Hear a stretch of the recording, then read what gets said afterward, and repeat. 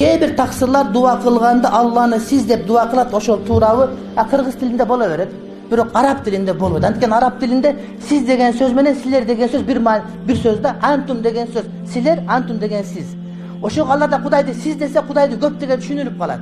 А биздин кыргыз тилинде сиз деген өзүнчө, силер деген өзүнчө, сен деген өзүнчө, демек сиз деген айтсак боло берет биздики.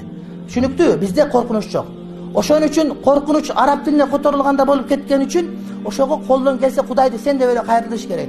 Кудайды урматтаганда сиз деп менен болбойт, урматтуу бир тууган. Кудайды урматтаган намаз окуш менен, динине чакырыш, дават кылыш менен болот. Эми уйду урматтаганда уй сиз дештин кереги жок да. Мисалы үчүн уйга жакшылап чөп салып неме кылыш керек мисалы үчүн. Анан мисалы үчүн жерди урматтаганда жер сиз деген менен болбойт, жерди жакшылап айдап, жетемик бериш керек. Ар кимде сен макам өзүнчө болот да. Ата-энени сиз деп айтышка тамак аш бериш керек мисалы үчүн. Ал эми Кудайга болгон урмат, Кудайдын акысын бериш, ибадат кылыш менен.